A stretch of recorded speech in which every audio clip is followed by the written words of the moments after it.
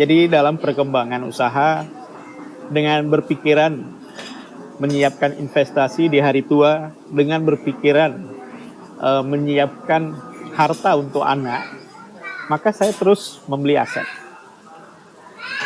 Ya kadang-kadang ada juga yang nggak dibeli disengaja. Artinya memang saya lihat kemudahan. Alhamdulillah memang dari awal saya kredit sampai saya hijrah itu mungkin lebih kurang selama 13 tahun.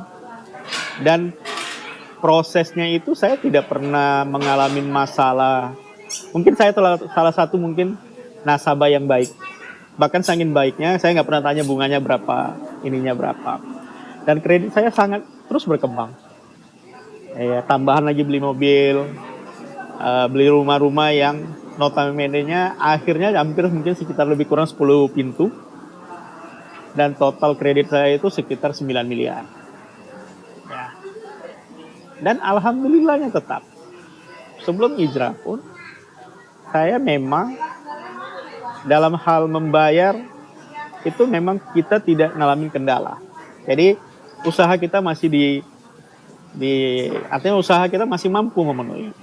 Bahkan terakhir saya ingat, saya punya kendaraan satu ditambah kredit saya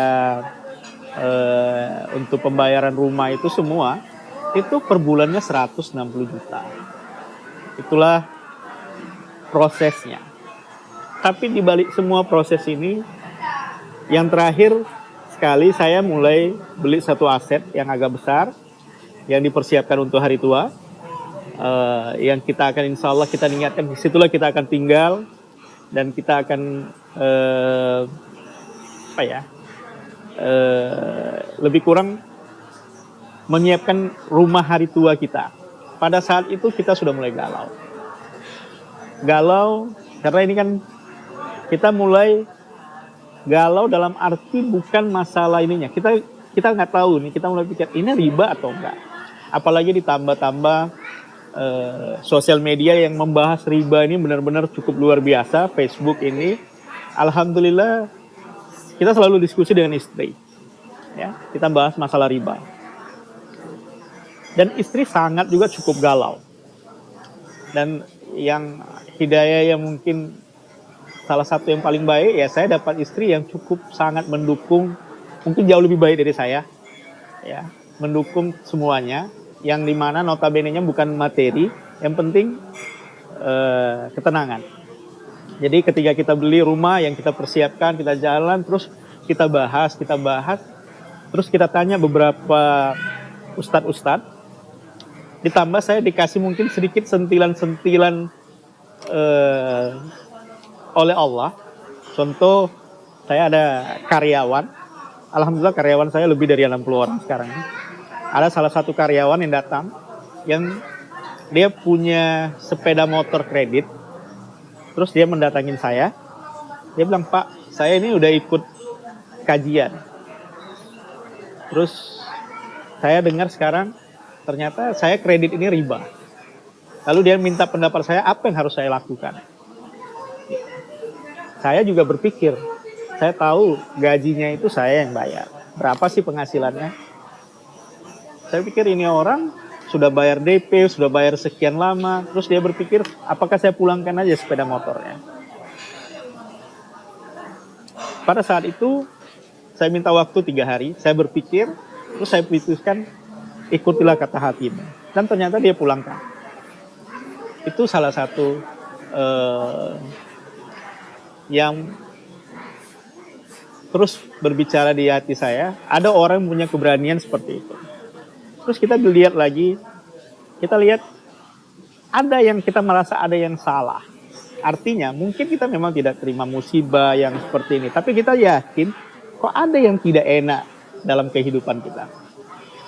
Artinya riba, saya selalu berpikir apa yang salah, di mana salahnya. Alhamdulillah kalau misalnya contoh restoran India ini dari mulai merintis, kita pakai konsep sedekah per hari. Yang di situ zakat, infak, sedekah semua yang mungkin alhamdulillah mungkin kisarannya per tahun mungkin seharga mobil Pajero kali. Tapi saya pikir di mana kok ada yang salah, makin hari makin galau. diskusi sama istri. Saya ajak istri berbicara.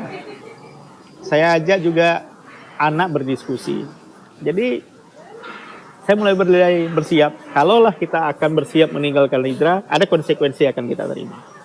Konsekuensi mungkin kata orang. Nah, terus orang akan bilang kita bangkrut, ini, itu, segala macam. Ketika diskusi saya bilang kita akan tinggal di rumah sewa.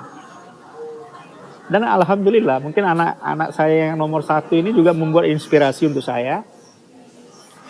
Ketika saya bawa di salah satu perumahan elit ke Medan, saya tanya, nama anak saya Fahri nomor 1, saya tanya, Fahri mau tinggal sini? Perumahan yang maksudnya ada lapangan golf, ada ini semua. Dia menjawab, Pak, untuk apa kita punya rumah mewah di sini? Bagus kita bangun masjid. Nah, kita diskusi lagi di rumah, duduk sama-sama, walaupun dia waktu itu mungkin posisi masih SD, kelas 5 atau kelas 6. Saya tanya, apakah siap kita jadi susah? Kita pindah ke rumah sewa. Dia bilang, Pak, memangnya ini harta siapa? Saya tanya, memang harta siapa? Harta Allah, Pak. Jadi, alhamdulillah, dukungan keluarga membantu saya memberikan keyakinan kepada saya meninggalkan semua ini. Ya. Kredit aset mungkin ada di atas 13 miliar, kredit saya hampir 9, tapi itu semua tidak menyenangkan. Nah, secara bisnis juga saya pikir tidak menguntungkan. Ini semua salah konsep. Dengan semua faktor-faktor keyakinan itu, maka tanggal bulan Maret tahun 2017 saya datangin bang. Saya bilang saya minta maaf. Kita udah bekerja sama selama sekian tahun. Saya betul-betul minta maaf karena faktor keyakinan saya menutup kredit. Artinya semua aset saya silakan Anda ambil. Saya nggak butuh aset apapun. Saya hanya kembalikan saya putus hubungan secara kerjasama.